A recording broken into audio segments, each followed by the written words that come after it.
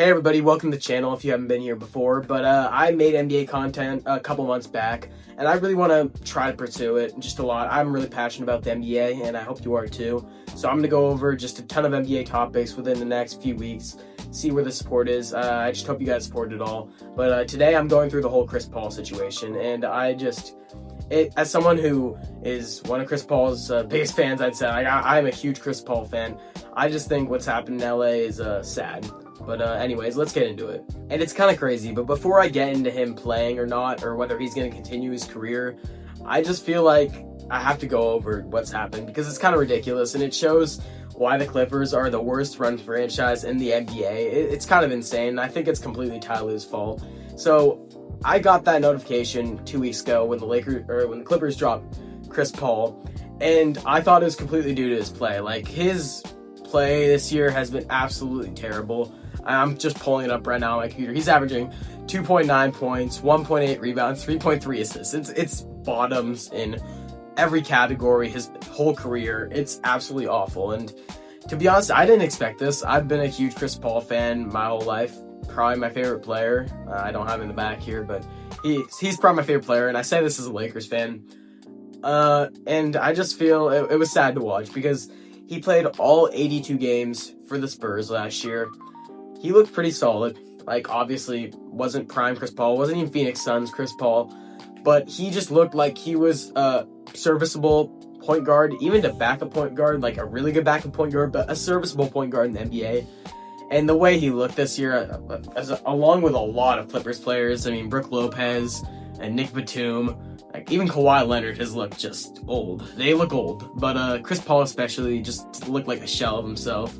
And when I got that notification that the Clippers were cutting Chris Paul or cutting ties with him or wherever they wanted to phrase it, I thought it was completely because of his play. But everything that's come out since then, it makes me think just, wow. In Chris Paul, what was supposed to be his farewell tour, the Clippers just screwed him over. Like, straight up, he was trying to be a leader in the team. The Clippers have been terrible this year. I believe they're the bottom team, if not close to the bottom team in the West. They've been terrible, and I feel that it would be Chris Paul's duty. He's 40 years old. He's been in the league since I was -4 years old. This guy's been in the league forever. It should be his obligation, almost as like a second coach, to like give hope in this team, to kind of just give them momentum. But instead, he gets punished for it. Like, apparently, a lot of the bench players were beating the starters in practice, and that became an argument. He got in an argument with Ty Lue. He got into an argument with starters because of this. He was apparently just trying to rally up people in the locker room. Ty Lue got mad at him for that. He got punished for that. It got to the point where, like, I saw the story where he invited everyone in the Clippers to go to a Halloween party, kind of just get up some momentum because they've been that bad. And the only guys who came were Bradley Beal and Ivica Zubac. No one else came.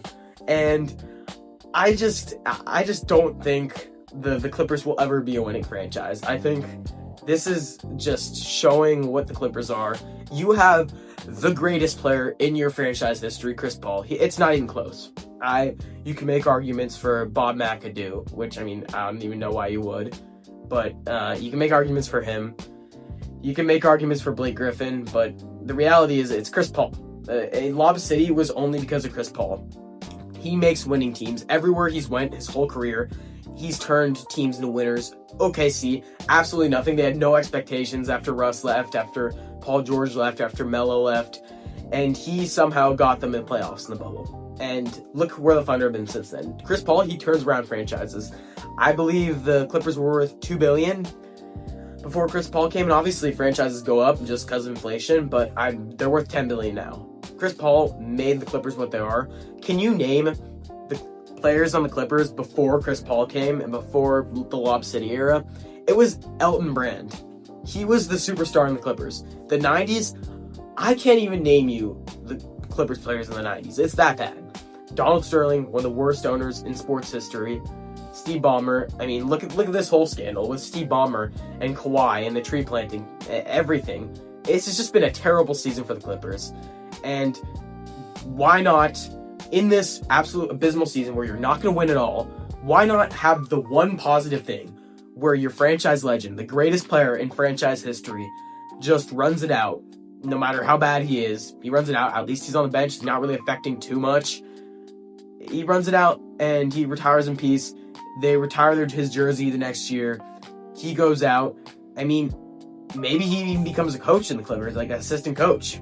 But now that's gone. I don't even know if they're going to retire Chris Paul's number, or it might be like a Kevin Garnett thing where he's retired 10 years later with a new owner or whatever. But honestly, I don't know how long Steve Ballmer's going to still be the owner of the Clippers.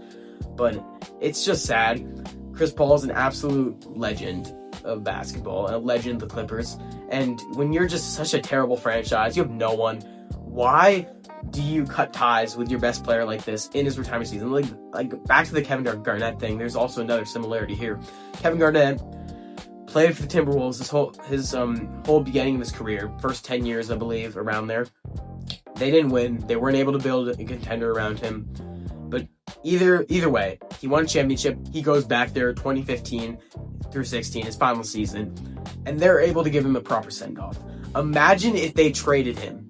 Not even traded him. They cut him. I mean, they didn't even cut him. They sent him home. They said, no, we don't want you playing basketball anymore. We're good. In your final year, when all you did was just try to give momentum to a team that's just dying. They're nowhere. They don't have the picks. They're all old. This team's not going to contend in the West. You have the Spurs. You have the Thunder. You have my Lakers. You have the Rockets. You have the Nuggets. You're not going to contend. Just give Chris Paul a send-off. And the fact that you couldn't is just insane.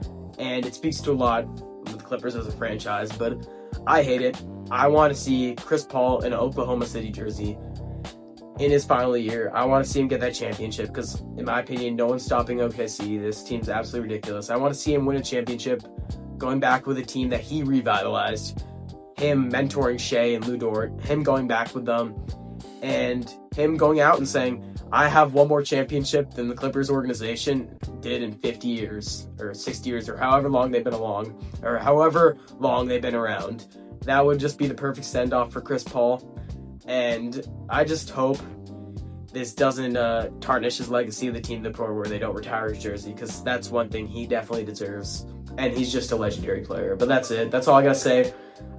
Please like and subscribe. Drop in the comments what you want me to talk about next. Thank you, and have a good one.